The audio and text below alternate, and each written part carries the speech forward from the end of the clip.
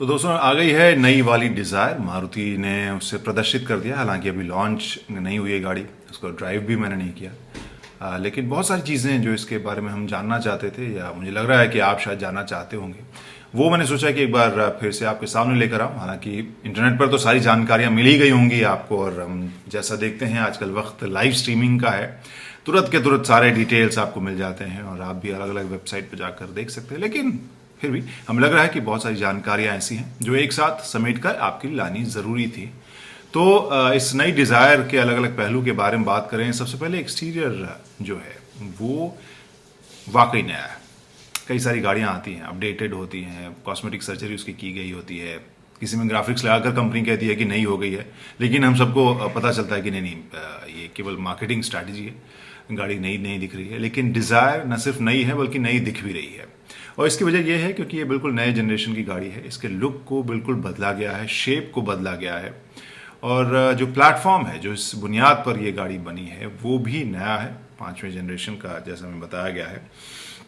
और जो design philosophy पहले एक हद तक डब्बा वाली या फंक्शनल उसके डिज़ाइन को आप डिज़ायर बहुत खूबसूरत नहीं थी, वो हम सब जानते हैं, काफ़ी फंक्शनल उसका वैल्यू था, और बहुत से लोगों को काफ़ी बदसूरत गाड़ी लगती थी।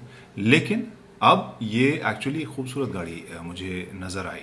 फ्रंट ग्रिल, सबसे पहले आप उसकी बात करें तो उसके ऊपर सबसे पहले आपकी नज़र जाएगी क्रोम से हाईलाइटेड जो एक बाहर की तरफ उभरा हुआ इसका फ्रंट ग्रिल है, और वो मुझे काफ़ी आकर्षक, काफ़ी स्पोर्टी, स्मार्ट सा लग रहा है। और उसमें जब हेडलैम्प का कॉम्बिनेशन जिस तरीके से दिया गया है, काफ़ी खुशनुमा चेहरा इस नई डिज़ायर का बन गया है, तो वो मुझे एक अच्छी चीज़ लगी। किनारा जो है या साइड्स अगर हम कहें, वहाँ भी हल्के कर्व्स दिए गए हैं, जो लाइन थोड़ी उभरी हुई है।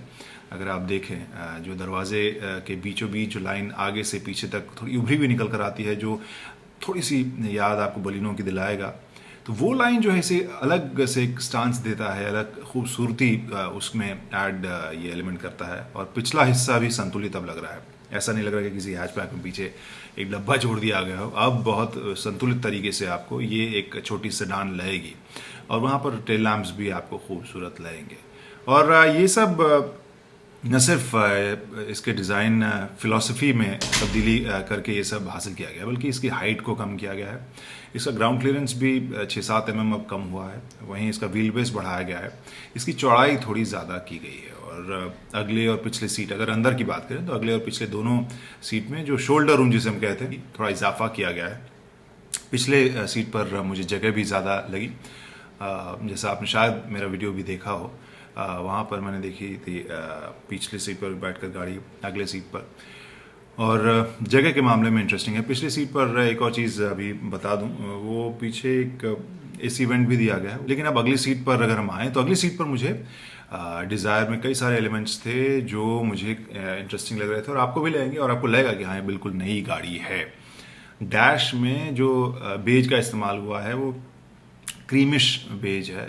सफ़ेद और क्रीम में आपको फ़र्क पता ही होगा, और बेज भी आपने देखा ही होगा, बहुत सी गाड़ियों में बेज आता है, और आज की तारीख में थोड़ा ओवरडोज हो गया। लेकिन यहाँ बेज फिर भी ठीक ठाक लग रहा है, क्योंकि हल्का रंग रखा है। ये टिपिकल जो आमतौर पर बहुत सारी गाड़ियों में बेज रंग, जैसे कुछ साल 5-6 साल पहले तो प्रीमियम एलिमेंट या प्रीमियम कलर के तौर पर सभी गाड़ियों में कंपनियां ठेल रही थी, लेकिन यहाँ पर थोड़ा अलग है। ग्रे के साथ उसका मेल किया गया, बीच में थोड़ा और प्रीमियम टच देने के लिए कंपनी ने कुछ वुडन फिनिश के हाईलाइट्स भी दिए हैं, तो वो आकर्षक लग रहा है। जो वेंट्स और जो बाकी शेप हैं वो काफ़ी, जिसको हिंदी में पता नहीं, पॉलीगोनल को हिंदी में याद नहीं है, पचकोण या षटकोण शायद कहते हैं, तो वैसे शेप में ये गाड़ियाँ इसके अंदर जो डिज़ाइन किया गया वो देखने को मिला। इसके अलावा स्टीयरिंग व्हील में आपको तब्दीली नज़र आएगी। जो वहाँ कंट्रोल्स तो हैं, बहुत सारा मल्टीमीडिया इंटरफेस वहाँ दिया ही गया है। हाँ, आप स्मार्टफोन को कनेक्ट करने के लिए तो सभी कंपनियाँ एक से एक फीचर्स लाई रही, तो इस नई डिज़ायर में भी आपको स्मार्टफोन से कनेक्ट करने के लिए एप्पल, गूगल या एंड्रॉयड के अलावा मिररलिंक, ये सारी चीज़ें फैसिलिटी मिलेंगी। और कंट्रोल करने के लिए आपके स्टीयरिंग व्हील के ऊपर स्विचेस और नॉब्स भी होंगे। और वहीं स्टीयरिंग व्हील का शेप भी आपको नया लगेगा, जिसे फ्लैट बॉटम कंपनी कह रही है, उसमें भी थोड़ा सा वुडन फिनिश आपको देखने को मिलेगा। तो प्रीमियम बनाने की कोशिश मारुति ने ज़रूर की है। वैसे भी 13 लाख से ऊपर, अगर मैं कहूँ 13 लाख 80,000 से ऊपर गाड़ियां जो है डिज़ायर अभी तक बिक चुकी हैं, और वैसे भी वो टॉप 5 में रहने वाली छोटी सेडान रही है, बावजूद इसके कि ये सारे फीचर्स या ऐसा खूबसूरत लुक इसका नहीं था। तो इन सब के साथ हमें लग रहा है कि और ज़्यादा ही बिकेगी, और मुझे लग रहा है कि चलाने या उसके टेस्ट ड्राइव का आप लोग शायद इंतज़ार करेंगे, उसको बुक करने के लिए शायद पहले ही निकल जाएंगे। तो हमने सोचा क्यों ना ये सारे जो इन्फॉर्मेशन है, सारे फीचर्स हैं, वो आपको इस डिज़ायर के बारे में बता दूं। हाँ, अगर आप ये सोच रहे हैं या जानना चाहते हैं इंजन में कोई तब्दीली है कि नहीं, तो मैं बता दूं वहाँ पर कोई तब्दीली नहीं है। वही 1.2 लीटर पेट्रोल इंजन और वही 1.3 लीटर पर डीजल इंजन जो हम बहुत सारी मारुति गाड़ियों में, सारी मारुति गाड़ियों में देखते आए हैं, तो वही इसमें भी मिलेगा। ऑटो गियर शिफ्ट का विकल्प आपको दोनों ही पेट्रोल और डीजल दोनों ही विकल्पों में मिलेगा।